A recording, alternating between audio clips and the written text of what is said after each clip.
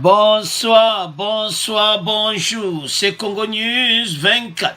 Bande Konanga, comme toujours, avant de commencer notre émission, nous disons merci à Dieu, nous disons merci à nos chers abonnés et téléspectateurs qui nous suivent partout dans le monde entier et en RDC. Bande Konanga, soyez les bienvenus. L'émission Nabiso Oyo, il y a dimanche, il y a Lilo. Bande Ko, et ça sont mon émission. Oui. À la une, track ADF, réunion à Beni entre EDC et Ouganda.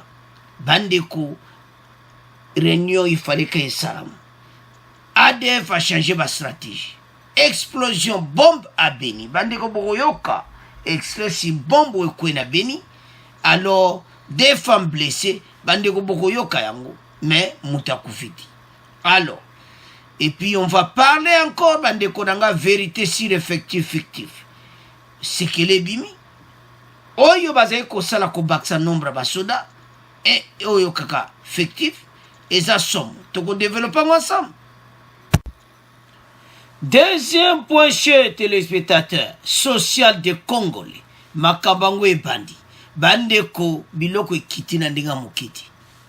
Defsa bino ke malembe tout va marcher. Donc, Tito comme en 2023. Bas Congolais ba komona clair bande konanga. So tali ba prix ndenga biloko kiti na zandu. Et ça somme bande konanga. Alors, toko développons ensemble. Alors, bande konanga kana deuxième point, on va parler de l'affaire Fayulu et Kabila. Oyo réseaux sociaux ya kuina. Alors, peuple Sukoyo. O bazai kolanda Fayulu, Sukoyo. Talandenge bat. Donc partout on en parle. Alors, bientôt la vérité. Toko développons ensemble. Troisième point bande konanga awa e indi. Bokoyoka oyo Kagame alobi bande konanga. Interview. Oyo ka apenake. Est-ce que oezaye ami kitisi? Et puis tant beaucoup yoka yango bande konanga ezaso. Alors toko développons ensemble. Alors bande konanga premier point toko diviser en deux parties. Première partie, on va parler à ADF. Ndenge nin bazoluka ko traquer ADF et puis oyo ADF asal na Beni bande konanga ezaso. Et puis deuxième partie toko loba sur effectif fictif oyo mafia ya FARDC ba nouvelle ba vérité monsieur Bimi. Traque des ADF réunion à Beni entre EDC et Ouganda. Bandeko chef d'état-major ougandais ayaki tina Beni pona réunion wana po balinga basale loko mo commun pona ko traquer ADF. Boyebi ke fati na diplomatie na kouensaki ba chef d'état nyonso ba pays voisin. Parce que barebelo na bauteke pana bino il faut boya awa makamboyo il faut ici. Les officiers supérieurs de FARDC de l'Ouganda en séance de travail à Beni. Le chef d'état-major des forces armées de la République démocratique du Congo, Célestin Mbala, a eu en tête avec son homologue ougandais le samedi 26 2021 à Beni dans la province donc et Salama na province Ituri, docteur Baké Salama qui n'a boumi. Parce qu'il y a une erreur sur Beni. Alors, bande konanga eza som. Ba mona que ADF a changé ma stratégie. Nde bazoya bayeba bomba congolais et comme simba esubunguti. Donc bazo se changer ba mouvement na bango. Parce que nde bazoya ko bomba congolais zo simba soute FARDC ça zo la présent. Alors ba comme une stratégie mususu. Alors ba mona que te basanga. Basangana ensemble pour ndeni bazwa solution yako éradiquer ba ADF bande konanga po batoyo babanaki baji akoboma et mena ba yirisu na baye na baji mususu. Et ça sont selon le général Richard Léon Kasonga, porte-parole de FARDC, les échanges entre les chefs d'état-major généraux des deux pays ont notamment tourné autour du renforcement des stratégies pour éradiquer le phénomène ADF dans les provinces du Nord Kivu et de l'Ituri. Parmi ces stratégies, notre souci, notamment l'intensification des échanges de renseignements militaires ainsi que la mise en place d'un centre de coordination. Bango bakozalaka na Uganda kuna.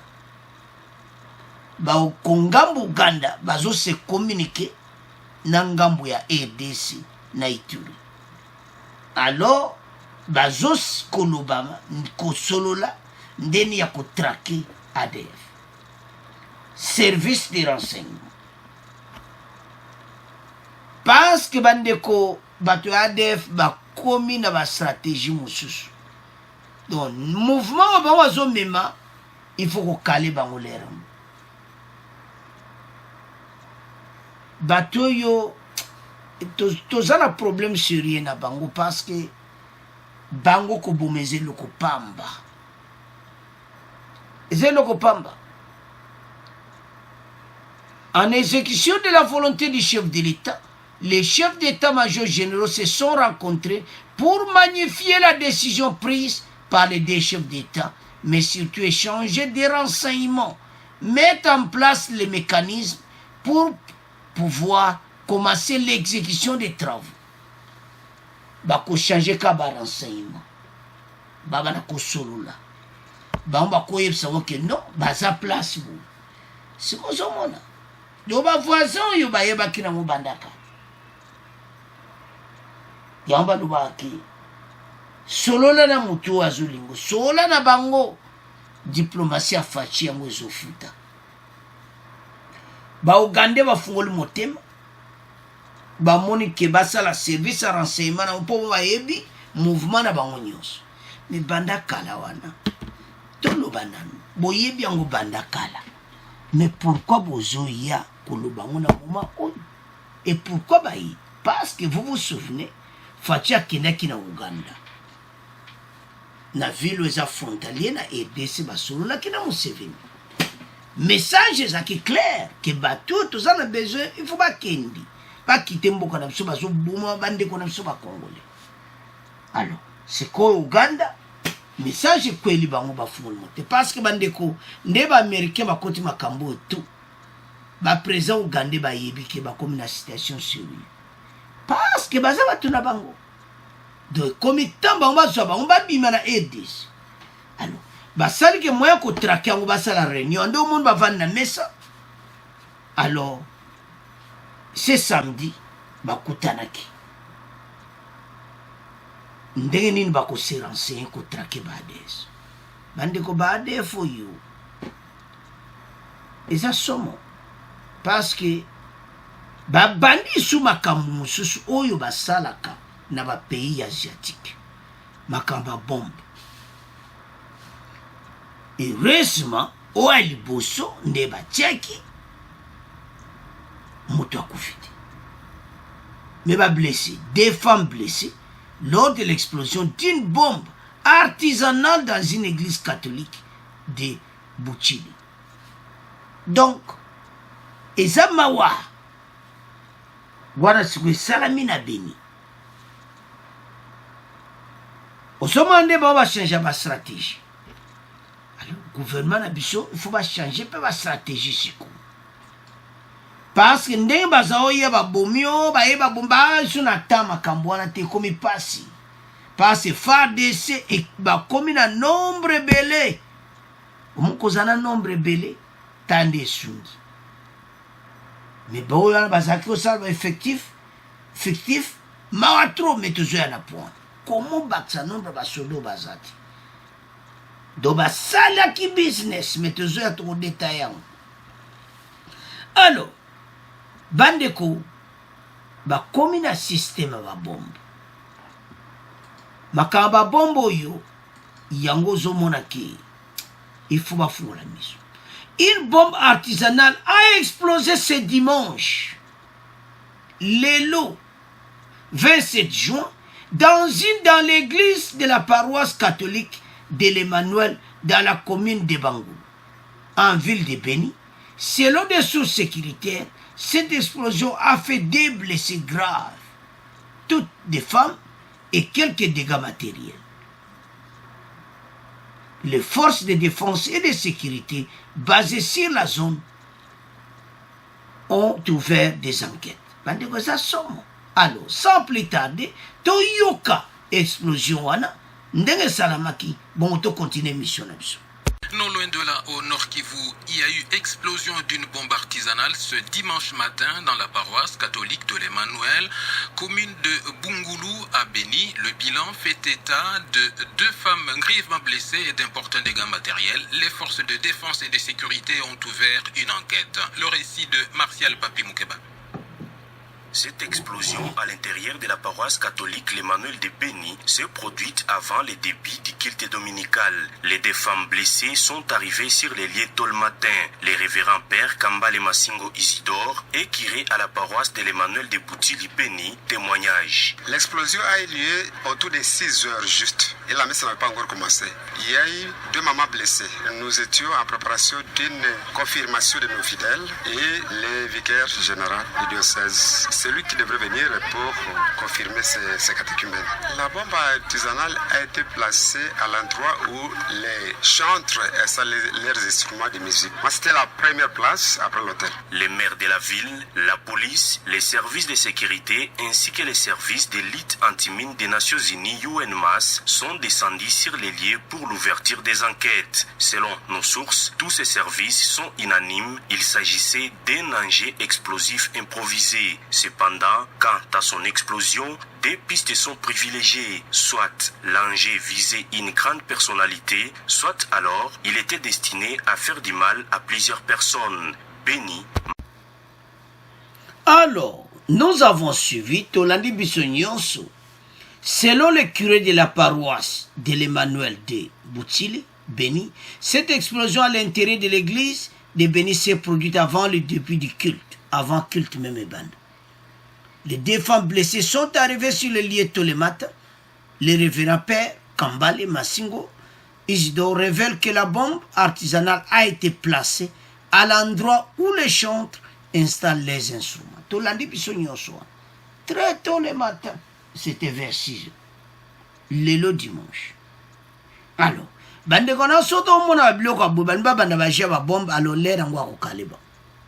Parce côté wana bazaka danse. Bata bazambala côté ba bombe donc soki ba bandi mobulu. Alors, era ngo yo kosatake nango parce que bango ba lataka même yango, même ceinture biloko wana tout. Alors, to éviter bato eloni badukana RDC. Boya, bobo bandi kuna so boyi ba minere tout ça donc bâtiment ko très bâtiment mabe. Alors bandi ko ngai le kola renfort bandi ko basoda ba yena ndinga mukiti ba ye plein. Alors arrivé na bango nde ko effacer ba makambo nyonso oyo parce que pour les mois ba jena bango to ba salaka ndenge to mona ko ba yeba bomio tout ça ba komi na problème ba ko sous mouvement na ti. Alors ba luki stratégie mobo stratégie wana ba luka ba kota ba bomba ni alors comme temps oyo ya ko kale bango côté wana armée azamayeli parce que ça malgré on n'a pas encore cité mais ça bango basa batumo très très dangereux batu oyo. Alors ndebo moni wana réunion likola mesa fallait ko solola ba ogande pe ba pesa ba secret ya batu oyo. Alors tozomona que situation zokene kitoko makambo ekene bien ya onto lobi makambo effectif sikoto ke directement na pona bande ko zamawa comment bato bazo diriger mboka na biso à l'est basala makambo moko amabe oyo bandeko na ngai ezopesa kitoko te parce que komona que nombre ya bato eza bongo te bino bobakisa baeffectif bon secret sikoyo ebimi bokoyoka extrait bandeko na ngai toyela toujours ba vérité nango donc ezali mpona mosolo mpona mbongo donc bazwi nombre effectif non baso senga mbongo utiki Kinshasa pour 21 000 hommes alors que bazana bango kutu ata kutu même mon nombre wanati bon comprendre siko que bozoli ya mbongo a bato bazati quel esprit yango bango penefu ba beta plusieurs années na boloko. C'est pour ça qu'ils étaient aux arrêts. Hein? Dire même au chef de l'État que nombre zaboy ba mbongo pelano bazo recevoir mbongo na degré 21 000 hommes. Donc ba sali penda lar bandeko bo comprendre. Guerre bandi depuis quand? Donc bon mona comment balia kambongo l'État. Et puis tant qu'on landa bango wana makamo to amona click na mouvement mona ka batuma gouvernement kala pe bazana kata. Donc mouvement de côté l'art toujours. Mais oui, ça très dangereux, ça va via battu. Bozo kosa nombre zabo mais nombre zabongo te. Mais bozo lia mbongo. Effectif fictif. Et ça mawa bandeko sozo tala makambo. Alors sans plus tarder, tout l'anda extrait oyo bon to continuer mission na biso. Ba officier baiki ya mampinga ma ekolo Congo démocratique bazali koyanola na bofundami na kovimbisa motango ya basuda na bango pona kozwa mosolo. Président Félix Tshisekedi alobelaki mayu ya yango poso muleki na Bunia. Alors bandeko na nga bazovimbisa ka baposhi na bango. Donc posa oyo ka mosu, posa ya mbongo. C'est trop. Mais batu bakufa ya comme un millionnaire. Pande ko comprendre que combien depuis mbongo yaka chaque mois pona ko ravitailler basuda ba salaire na bango ba makamu na bango nyonso ba besoin do ba mbongo nyonso même pas ça même le paiement il y a ba arme ba bloque belé na nombre ba sodo baza sur place botala ndenge batu ba bomemboka toujours condamné bana. Gouvernement ça les 20 ans. Ils n'ont même pas pensé à ce peuple de Béni. Il y a un Congolais pour soutenir Fachi. Pendant les 20 ans, on n'a même pas pensé à ça. Au état de siège au Bonabou. Donc, Batika Bankabo. Ndele Adefo Basila Kala. Pande facha salbe foro ayemoko. Sobo mone kola mesambo zomo na Selesemba na chef d'état-major Ougandais. C'est parce que facha que nous kutana Museveni ebsi bango. Et comme tabatu tout en besoin. Awa bayalate bazate. Bakoza la risute. Mais pendant tout ce temps 20 ans durant, il ne pensait même pas à ça. Talo batiki libiso.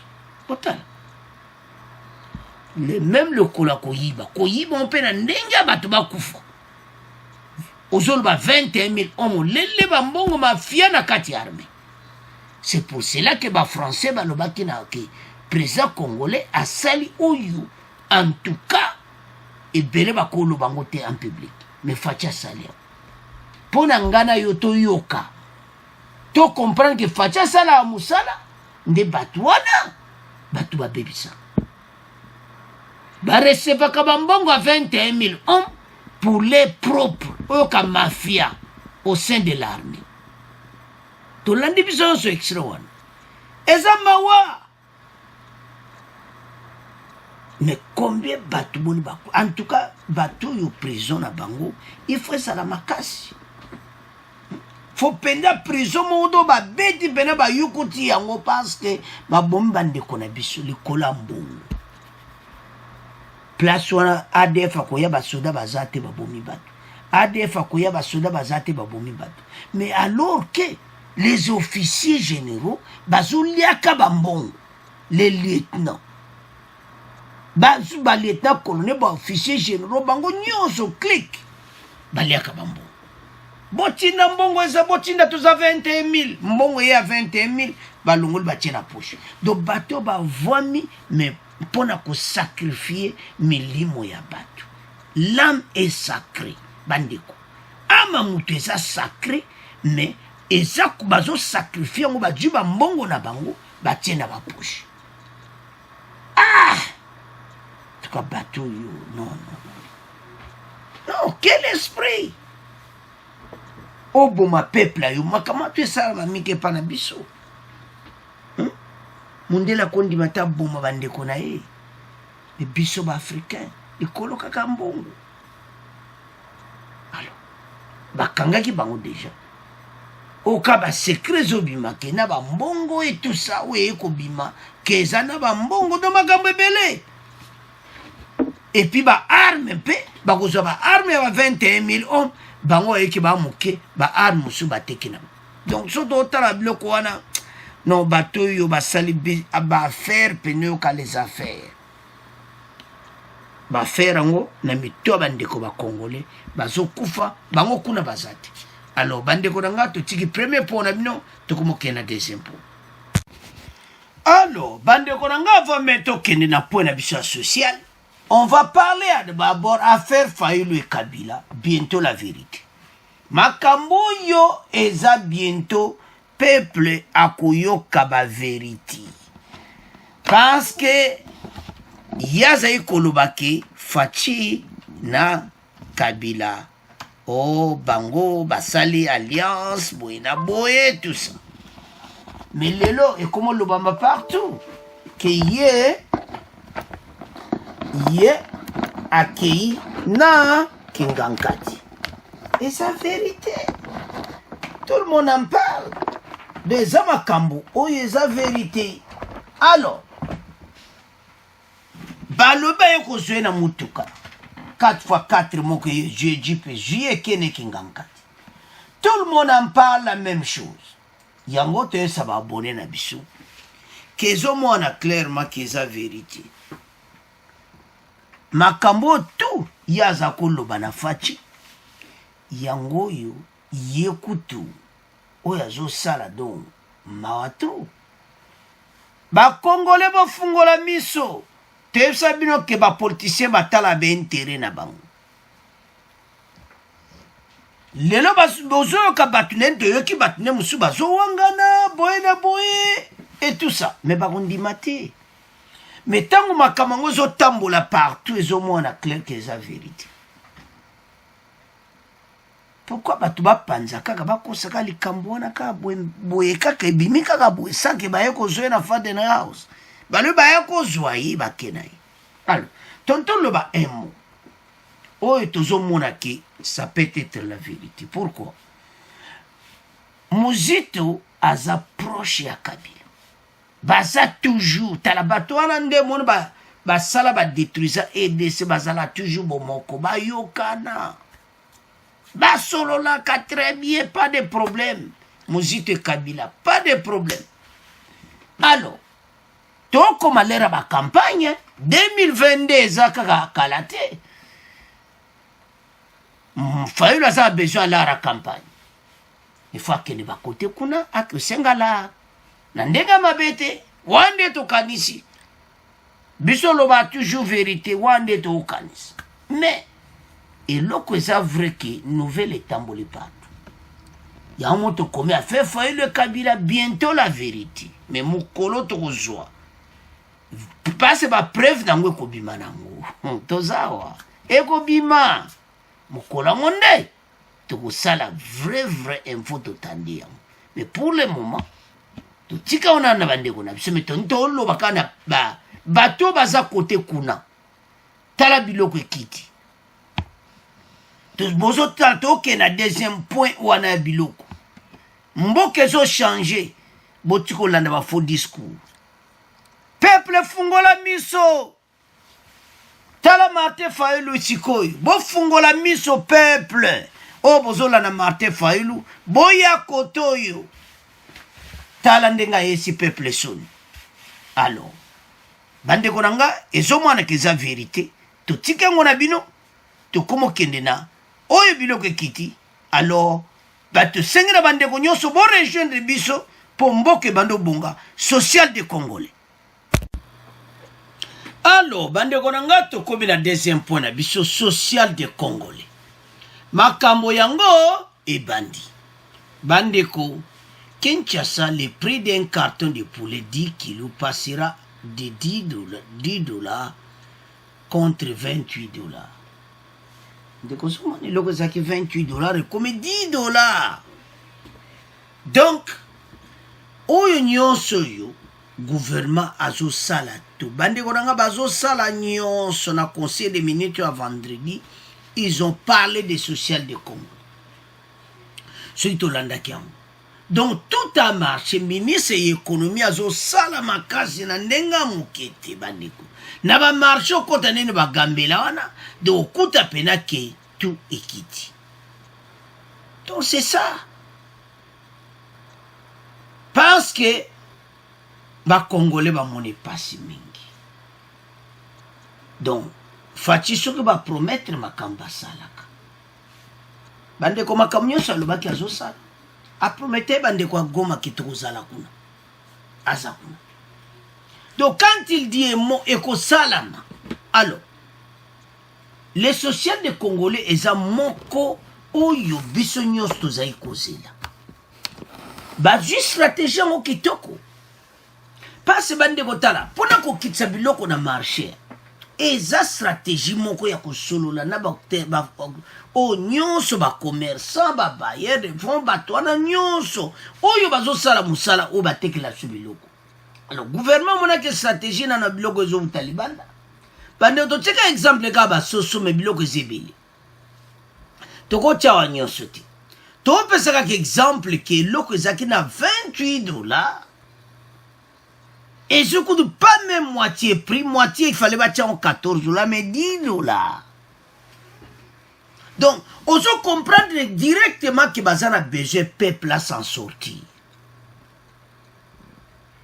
Fatia zana souci en boka. Mais je senga biso nyonso. Tous à la cima chef de l'État. Des efforts fournis. Des efforts ont été fournis par le gouvernement pour parvenir à un prix juste à Kinshasa concernant les produits surgelés. Par exemple, les cuisses de poulet passeront à moins de $10 par carton de kilos contre $21 pratiqués comme des Zaïlibus. Donc, et ça peut être kitoko. Parce que carton et wana ezalaki $28 mais ntango bakiti yango na $10 ozomona directement ke moto akosan sortir na moto aliaka soso pena mingi te akomi kolia soso parce que yango nde mwana eloko eza plus cher mpo moto asomba alors que gouvernement azonuka par tous les moyens bandeko biloko ekokoma moins cher ça ce n'est que le début Biloko ilia. Baké sukona makamba aviation. Le gouvernement donne de nouvelles indications sur les transports aériens. Un billet Kinshasa Goma pourrait s'acheter à moins de $200 au lieu de $340. Non, bazo kitisa biloko nyonso na Kinshasa. Parce que capitale eza wapi papi na makamuso ba bandi wanta ba province tout. Biloko teko kita. Po ba ravitaillement belé. Oya ba biloko étranger wanta yaka. Surtout oya congelé et tout ça. Ça coûte à Kinshasa. Alors, le commettant bandeko stratégie au gouvernement de bon mo azobenga gouvernement bagiri bazana posa bandeko na so ba s'en sortir motema ba ye na ngweza motema o esali 20 ans ti et l'autre yebisa ba congolais moko na pesa ba congolais foti parce que kota na motu ke ba gouvernement ba sala kama bumu na bango basala kama bumu na bango et kota na motu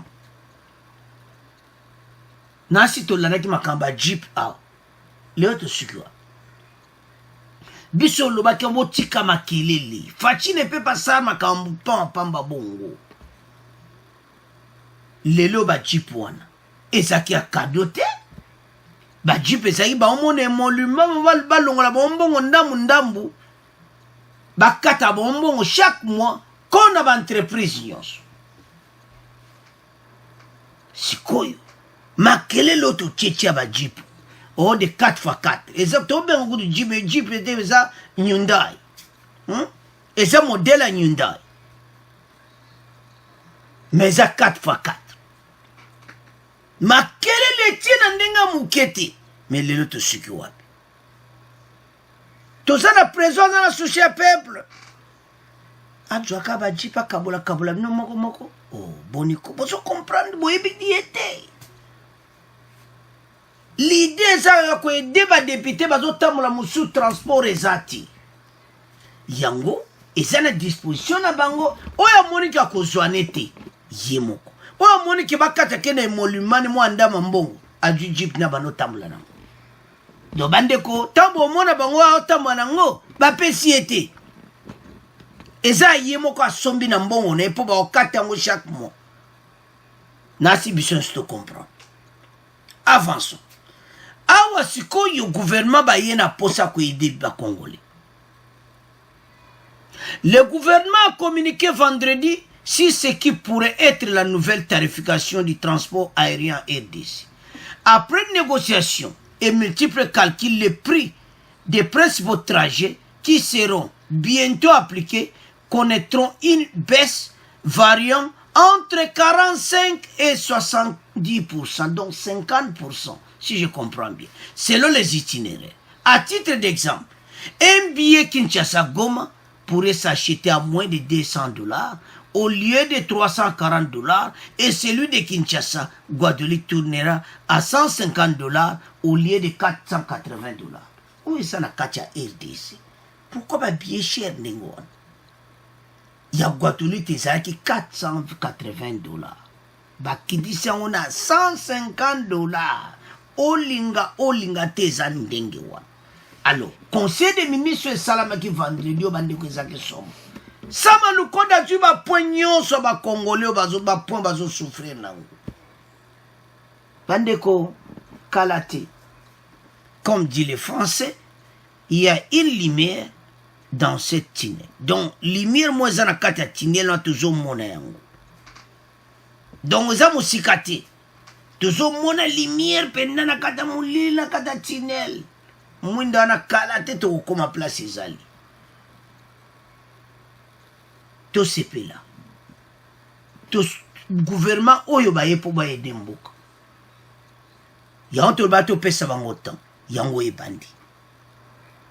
Leba okitana Thompson. Ma biloko wana nyonso deja kutu deja. Ndeto otalaka biloko tout. Ezo kita kalate. Alors d'ici fin de l'année de konanga. Makamo ko change. Alors, biso nyonso, tout y a confiance na bango, makamo ko bongwan. Alors, c'est à ce point que comme tika deuxième point, to yebete social à Congolais, makamo nde bandi. To qu'est-ce qu'on a troisième point. Alors, bande konanga to kobi na troisième point na biso oyo ebomi mboka. Boyoka oyo kagama lobi na Goma. Bande kotambo oyoka toko chela bino. Est-ce que ndenga mikitse ça pena na mutema na ye parce que bandeko beto taba commenter bokeba na batwana bokeba na Rwanda bokeba na Rwanda bokeba na Tatawan tozomona ba message biso nyonso bandeko toza ensemble pona bango il faut toujours tozala na moi réserve. Alors les présidents rwandais et congolais se sont retrouvés ce samedi à Goma. Après qu'ils aient hier où ils ont tenté de sceller une nouvelle alliance, pour leurs dirigeants, les deux pays doivent tourner la page et entrer dans une nouvelle ère. Bandeko soki ndenga zoloba. Fatia zoyokeka. Donc azoloba penake. To komi na politique à réparation. Ah, de bo baby saki. Boye ko réparer. Bande ko za mo bulu na mission oyo. Bino mo boyoka. Tato azana problème sérieux yemoko. Pour côté kuna pe deni mu ko galaliti. Rapport mapping. Bande ko azana problème ezo chauffer ndinga zawana. Opportunité a comme pas congolais à Goma. Après ça va congolais message. Soko yo kindenga zoloba. El moku nandima kite o Kagame. azoloba pena na se donc ozoyoka pena azoloba pena na bolingo toyoka na toza donc ozoyoka bandeko non. D'abord, Paul Kagame a présenté ses compassions au peuple congolais pour les victimes de la récente éruption du volcan Nyiragongo et les tremblements de terre qui en sont en suivi.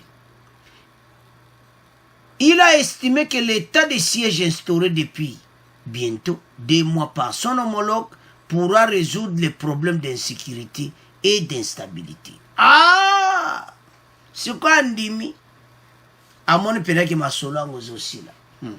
Et ça la volonté n'a bien noté. Bon, comme il y a un problème qu'il faut pas céder. Ah! Bande ko fachi la diplomatie. Et beza le colère. Muto apena zo salomabi. Facha zo mona ndenga zo sala. Biso peuple tuzo silika. Facha zo sabana bovanda nye. Je suis le garant de la nation. Batouan bako fini. Bako yana sena biso. Boko yo Kagame bande konangai. Fachi les a coincés dans tous les niveaux. Bazalaka ensemble. Bon moko. Partout, Facha continue nina ma grande ala. Ya nina est. Do makambo nyonso Facha zo laksaka bango malamu. Bande kozalo kwa makala moto likola mututi. Baza coincé. Parce si on comprend bien, avec la présence américaine de Zakina Goma, où il a envoyé spécial à Joe Biden à Zalaki wana Mak Ama, où va solo la kinaï, donc il y a un problème sérieux. Alors qui venant état de siège, ils aussi le sama solo, ils aussi le ça, les longs d'imiango. Donc, à mon pénéxique, Alobi qui a perdu dans l'est de la RDC et empêche le développement économique depuis des années. Alobi, moi tout ça là, va faire exaté pour nous. Mais pourquoi pendant Kalawana, Mouvandi pendant 20 ans, na yaya ou azakili boso bosolo là, pourquoi il y a qui était? Que tala to sala boto sala bo makambo esina mais lelo yo oye kondimaki état de siège ndende montezo sala basolo kimi ezokota ba faire ezokota entre Rwanda et RDC bandeko tango azolobaje ngamole mona lubi esweza pena ye alandi yo mais ye penda ko na goma te do bandeko.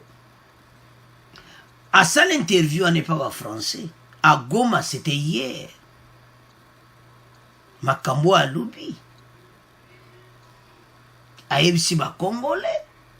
Que comme étant, Oyo, la politique à réparation, il a exhorté les Congolais, Koyeb Sabango, que Tobo s'en allait passer. Ba Congolo yo. Babosa les passer. Les passants ne va pas bossa nango. Zanango.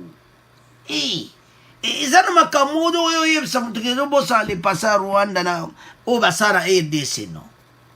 Yango bozo mona que rapport mapingi zo sala peke zo donc et zo trouble pe bango. Asana problème sérieux. Il a exhorté et comme le col exhortation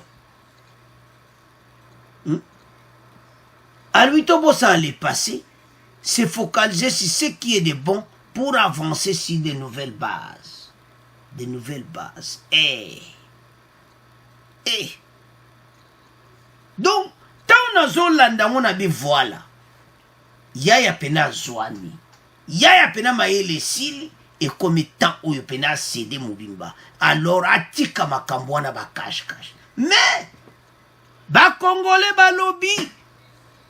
Que faut que ça la maele naï. Voilà message to pesa.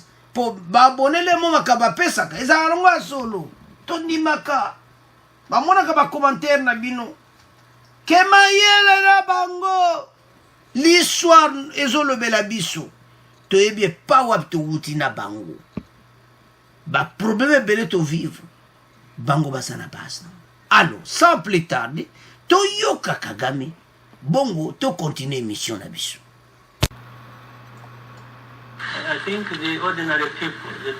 Je pense que les citoyens ordinaires de RDC ou du Rwanda ne devraient pas se voir comme de simples spectateurs qui subissent les événements.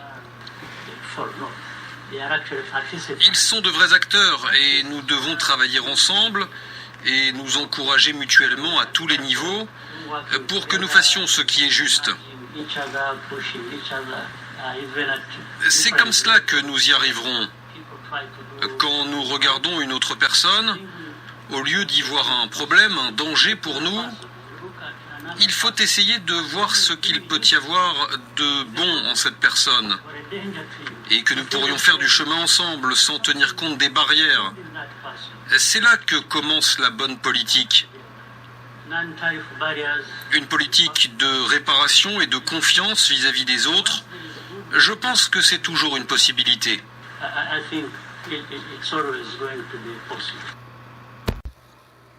Alors, bandeko na nga tolandi biso nyonso. Dans la politique de réparation, de confiance. Et ça somme.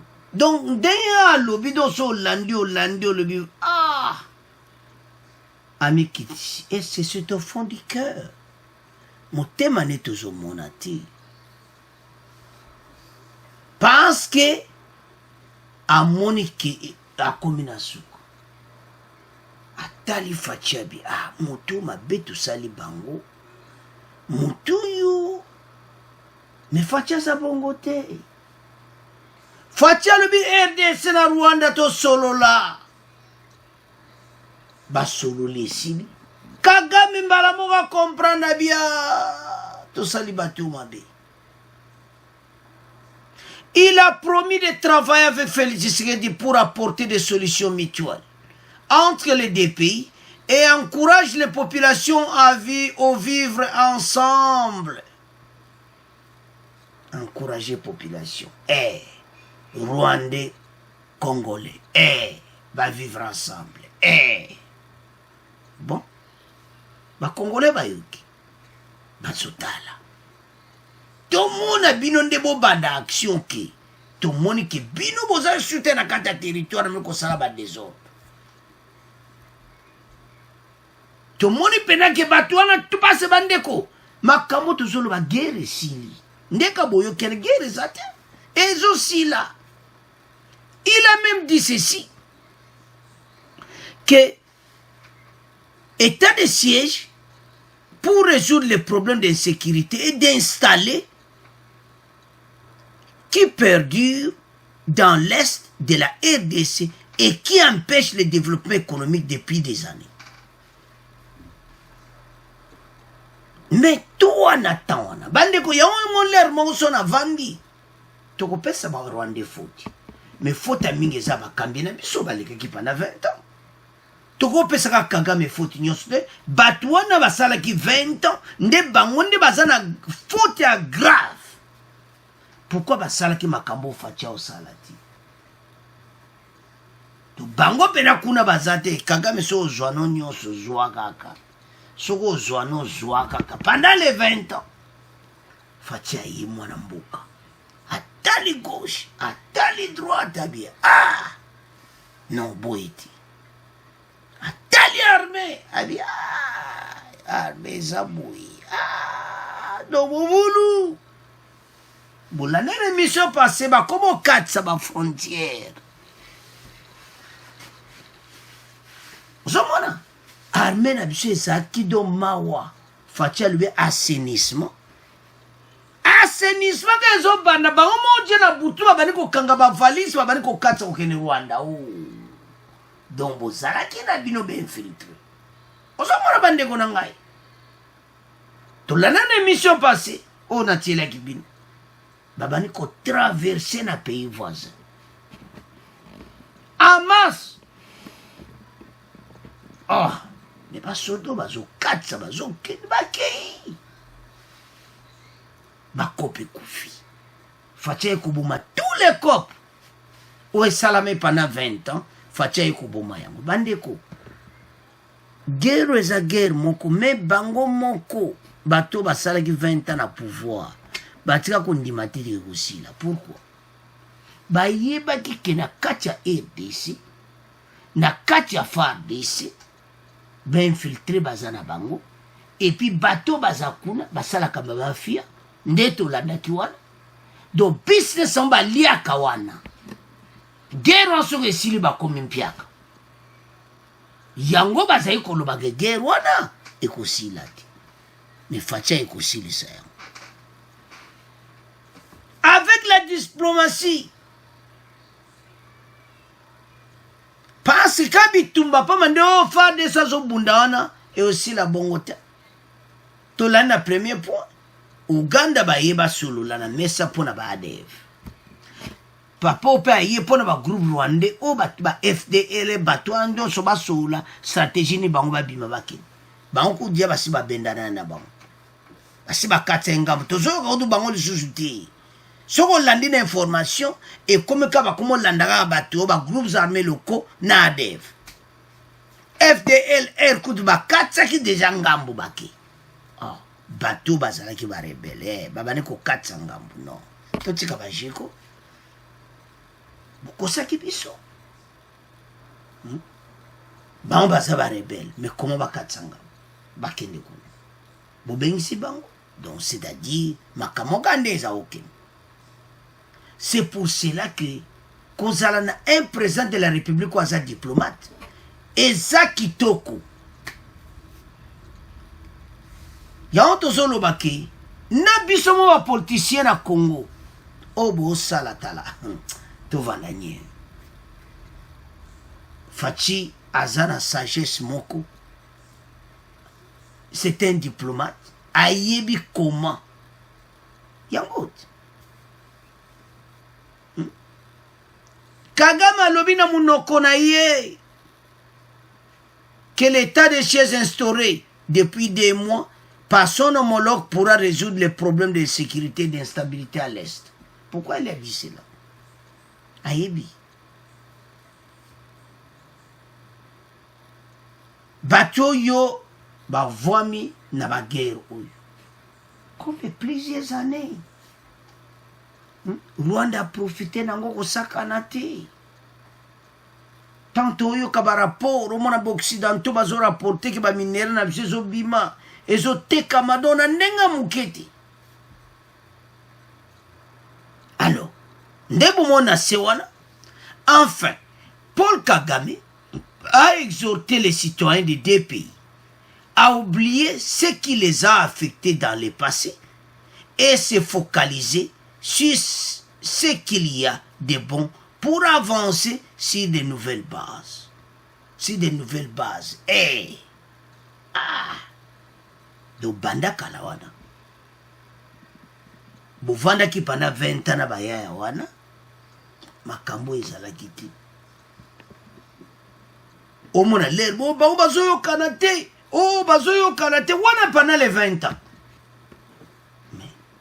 Puna na sima baoso bazana bango osolo mais lelo yo mwana mboka ye na terrain aye kosilisa makambo oyo bandeko fallait que koma na suka. On a perdu beaucoup d'âmes. L'âme est sacrée. Bato bakufi na ndenga mokiti lelo ya kumoloba na motema moko do so yoki nde bolandi wana. So bolandi bozomo apena ki azoloba na motema moko do amikitisi devant Fachi. Tant amikitisi pas Fachi, amikitisi pas ndeko yo ndeko Congolais. Yango question kabazotuna. Est-ce que ça pena na motema? Est-ce que maluba tout y a bimé ça na motema? Bon. Ils ont signé des contrats commerciaux et te ba pays et tambola sikoyo. Ah non, tout ça, mais asa toujours un problème au pays de Tungisa. Mais wana, wana tika pas deni mukweki. po wana eza makambo afaci te wana totikinoka demu kweke do eza mobulu rapport Mapingi evandi partout baye ata balonganga na pouvoir donc na baéroport bakomi nde koluka bapase pour le moment baza na problème te baza na immunité présidentielle ntango azotambola me mokolo kaka alongwe président de la république rapport Mapingi ezozela chaque aéroport ya européen ya Europe na ya Amérique okimi boyo escale oyo avion kaka ekitika na baya yabo baokitisa ye bescale ezalaka ezali destin ke ekitana me esali escale oyo avion eza mwa problème balongoti ya ye ozokotika soki wapi donc baza ebele na liste na bo baza na EDC alo bandeko nanga eza somo alo bandeko nanga tokomi na fait mission na biso continuer ko s'abonner massivement merci na ba commentaire na mino merci na ndenge bozo participer na émission au revoir à la prochaine.